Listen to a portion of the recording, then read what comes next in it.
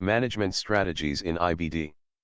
The objective of this presentation is to make the decisions about the IBD patient management easier. The talk is going to start by a brief description of the IBD natural history. Then the main part of the talk will be about the management goals and the clinical objectives, and then the strategies used to achieve them, and finally the conclusion. The course of the Crohn's disease and ulcerative colitis was used to be described as chronic relapsing and remitting. However, this description was found later on to be inaccurate, because it describes only one process of the disease, which is the uncontrolled inflammation. It is now well established that with every relapse, an accumulating and progressive structural bowel damage occurs, that at a certain point becomes irreversible. Mainly in ulcerative colitis, colonic fibrosis, narrowing and colectomy. And in Crohn's disease, strictures, fistulas, resections, intestinal failure, and cancer. Therefore, the goal of therapy has now shifted from mere control of symptoms to altering natural course of the disease, by preventing the bowel damage and disability. The modern goal of treatment now is to block that progressive structural bowel damage before it becomes irreversible. And of course, with the least possible side effects. However, in some patients, this objective is not possible because they already had complicated disease. Therefore, our objective will be to prevent further irreversible bowel damage. And to achieve this goal, we need to translate it into clinical objectives. To prevent bowel damage, we need to settle down the inflammation that is causing that damage. We have to bring the patient into a remission as early as possible after diagnosis. And to maintain him in remission as long as possible. And to reduce the therapy side effect expenses, we have to de-escalate therapy when it is appropriate. We have 3 clinical objectives: 1. Early remission, 2. Maintaining remission, and 3. De-escalating therapy when long-standing remission. And to achieve our clinical objectives, we have to adopt strategies. For early remission we need 1. Early effective therapy for high-risk patient strategy. 2. Treat to target strategy. And 3. Tight control strategy. To achieve maintaining remission, we need continuation of tight control strategy. And for de-escalation of therapy when long-standing remission, we need the exit strategy. But why do we need new strategies? Isn't the conventional step care strategy enough? The answer is no, the conventional step care is not good enough because of 2 main reasons. 1. We do have only limited effective therapy options in the market. We have 3 categories: 1. Cytokines blocker, 2. Integrin blockers, and 3. JAK inhibitors.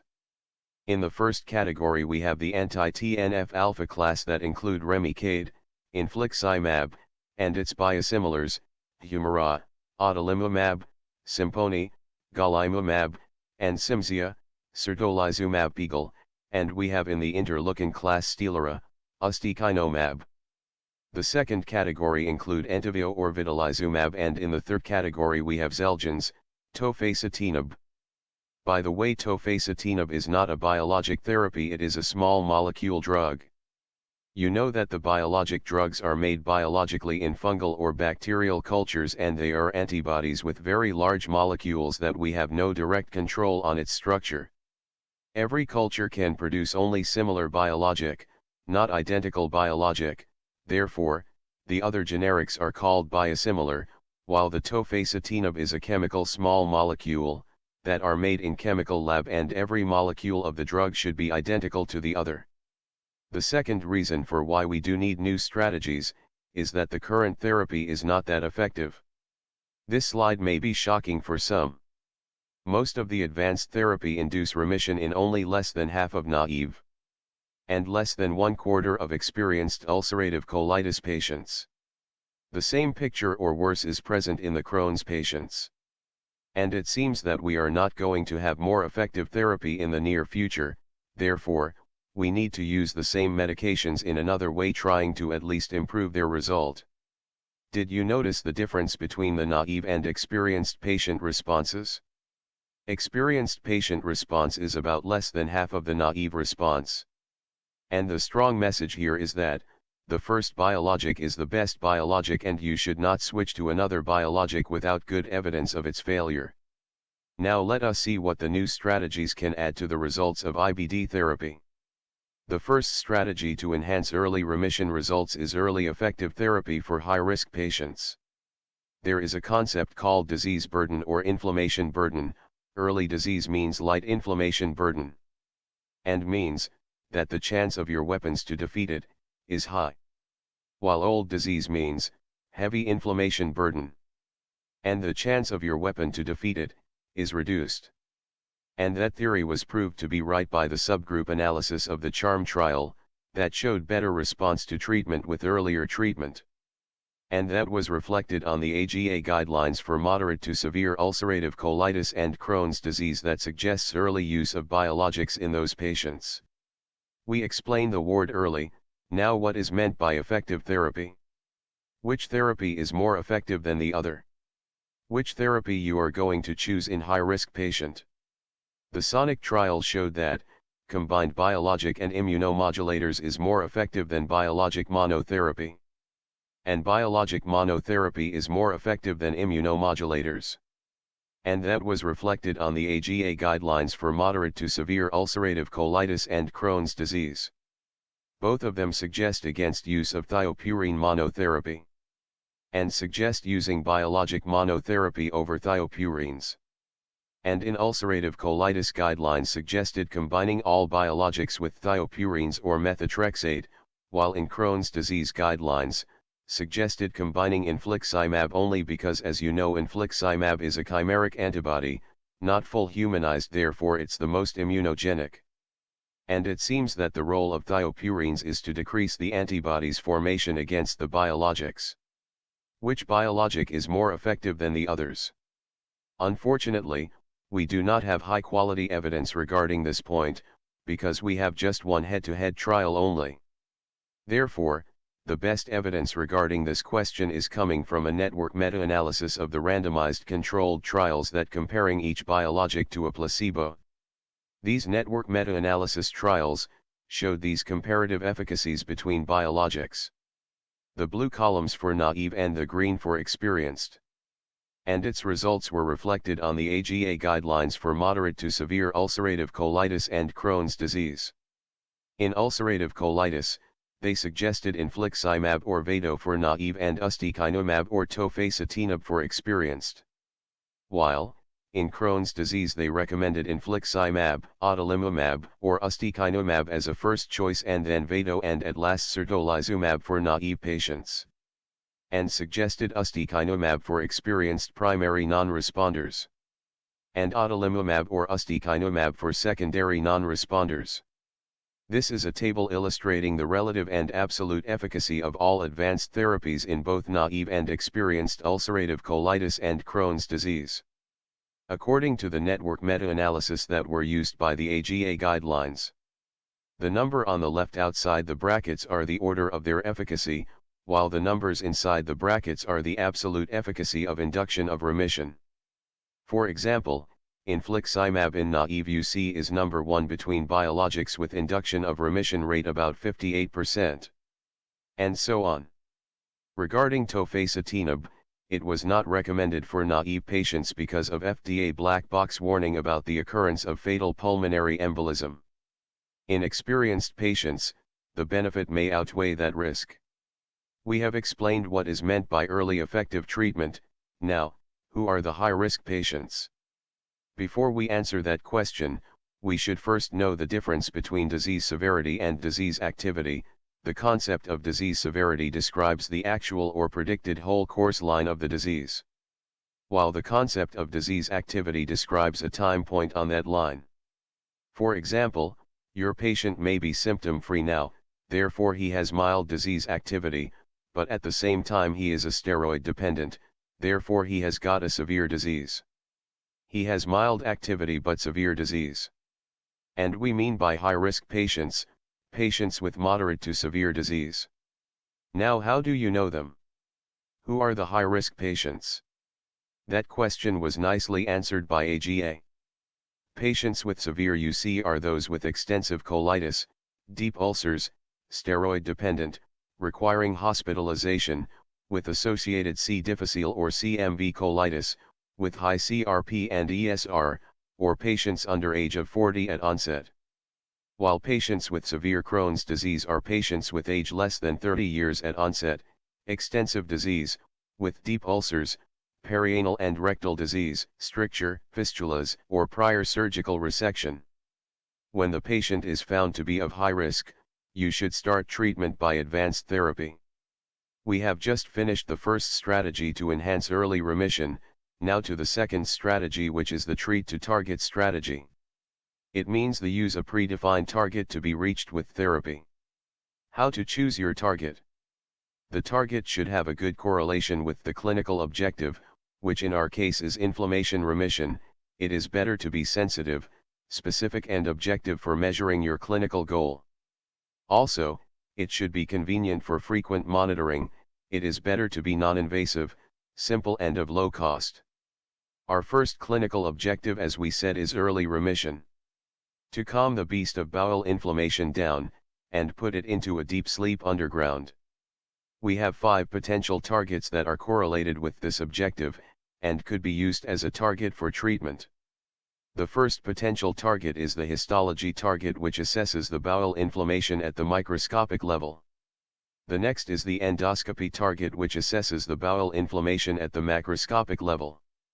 Then, we have the cross-sectional or radiology target, which in some cases might be the best available when the inflammation is outreach of the endoscope.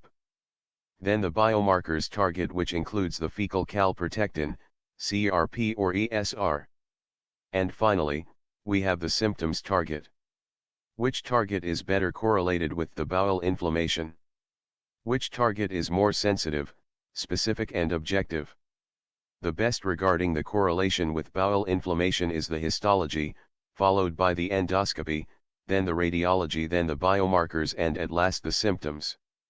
There is evidence that risk of relapse at 1 year is much lower when the patient has histologic remission than when he got endoscopic remission without histologic remission, which proves that histology has a better correlation with bowel inflammation than endoscopy.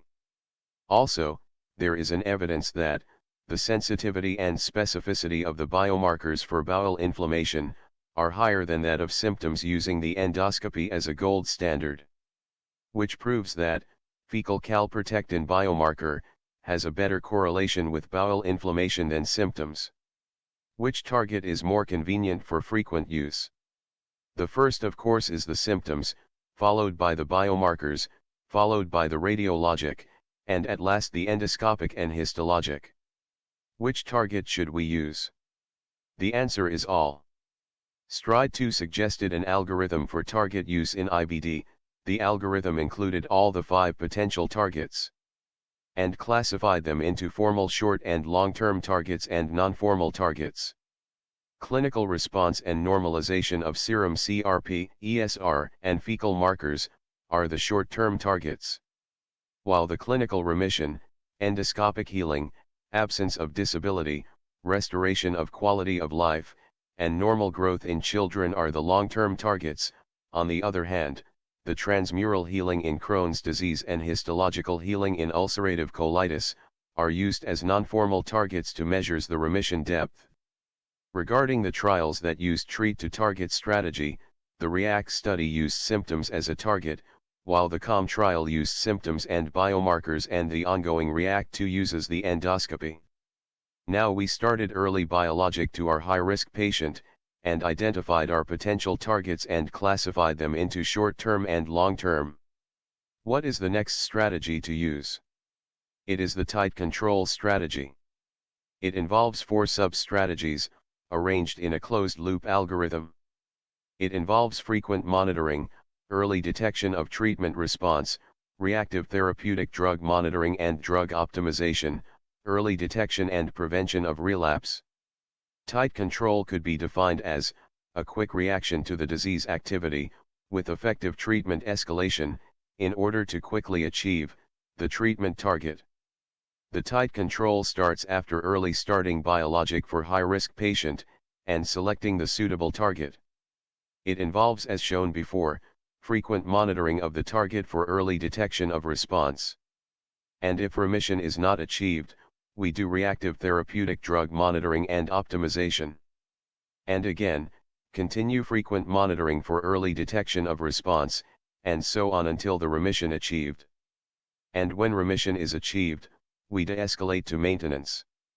And again, continue frequent monitoring for early detection of relapse and so on. How frequent is the monitoring of the target? In the two trials that used tight control, REACT and CALM trials, both of them monitored the targets every 12 weeks. However, according to STRIDE 2 classification into short and long-term targets, it is logic to measure the short-term targets more frequently than the long-term targets. For example, if we have a hospitalized patient with severe flare, we might do measuring his symptoms and his CRP daily.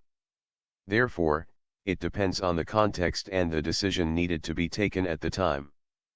But probably not more than 12 weeks. We do frequent monitoring to early detect treatment response. And for early detection, we should use targets that are convenient for frequent use, which are the short-term targets, symptoms and biomarkers, and better combined for better reliability. And as shown before, the most reliable one of them is the fecal calprotectin, but for more reliability, you might combine all of them: symptoms, CRP and fecal calprotectin. Regarding the fecal calprotectin, it is very useful to memorize two numbers about fecal calprotectin, 250 and 100. Below 250 means endoscopic remission, and below 100 means histological remission. There is evidence that 80% reduction at weeks 2 predicts endoscopic remission at weeks 10. Therefore, baseline value at flare time allow better correlation in same individual. For example, if you find the fecal calprotectin at flare time is 1000, and the level decreased to below 250 within 2 to 3 weeks, that could mean an incoming remission. Now we early detected that remission is not achieved. What to do next? We do reactive therapeutic drug monitoring and drug optimization. But when to do that? How long should we wait before saying that the target is not achieved? This table shows the expected time in weeks required for achieving the targets after starting each therapy in both Crohn's disease and ulcerative colitis. When the target is not achieved, we do drug and drug antibodies concentration level. If the drug level is low, we do look for the drug antibodies concentration. And if it is also low, then it means that the dose is low and should be escalated.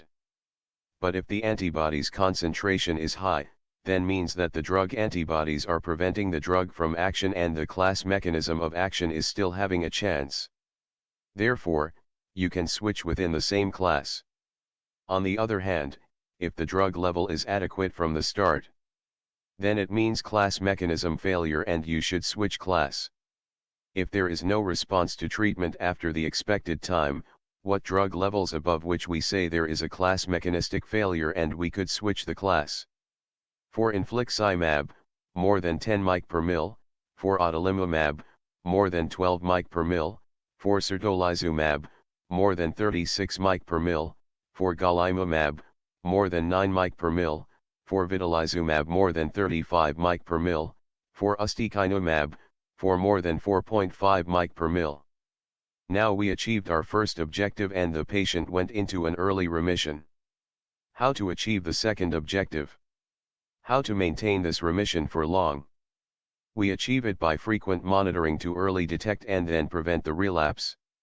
Again, to early detect, this is the place of the short-term targets. And regarding the fecal calprotectin in detecting the early relapse, we use the same two previous numbers, 100 and 250. Above 100, means histological activity. And above 250, means endoscopic activity. There is an evidence that fecal calprotectin starts to increase 2 to 3 months before symptomatic relapse. Therefore, baseline value at endoscopic remission time, to allow better correlation in same individual. For example, if you find the fecal calprotectin 125, and the patient level at remission was 75, that could mean that there is an incoming relapse. When relapse is early detected by biomarkers, we do drug and drug antibodies level. And do treatment changes accordingly, trying to prevent the full relapse. Is there any evidence for the benefit of tight control strategy? Yes, there is. The REACT trial, which used the tight control strategy and symptoms as a target, it did not show significant better outcome with tight control compared to conventional step care. On the other hand, in the more recent CALM trial, better outcomes for tight control were shown compared to conventional step care when biomarkers combined with symptoms were used as targets. There is another ongoing multi-central trial called REACT-2 that uses endoscopy as a target, and we are still waiting for its results. Now our patient is in long-standing remission. Could we de-escalate or withdraw therapy? This is the place of the last strategy, which is the exit strategy. Despite high rate of relapse after therapy withdrawal, which is about 50% for biologic at 2 years, there's still the remaining 50% of patients who could have benefit from drug withdrawal. We just need to predict which patient is going to benefit from drug withdrawal and which is not. It was found that the main risk factors for relapse after drug withdrawal are, number 1, is the presence of residual inflammation detected by any method, histology, endoscopy, radiology, biomarkers, or symptoms. Number 2, the previous need for biologic dose escalation. Therefore, before trying drug withdrawal, we have to confirm deep remission by combined all potential targets, histology, endoscopic, radiologic, biomarkers and symptoms. The patient should have complete mucosal healing plus histological remission, normal radiology, low biomarkers, and free of symptoms. Next, we have to confirm drug and drug antibodies level. The patient should know that there is a considerable risk of relapse, that the same drug might not work again, and that new complications may develop. We should continue monitoring for early detection of relapse. And we should be ready with a predefined rescue strategy. In conclusion, there is no satisfactory effective therapy for IBD till now. Conventional step care therapy has failed to modify the natural course of IBD. New strategies have shown better results. These strategies are the pillars of the modern therapeutic approach. 1. Early effective therapy for high-risk patients strategy. 2. Treat to target strategy. 3. Tight control strategy, and 4. Exit strategy. Thank you.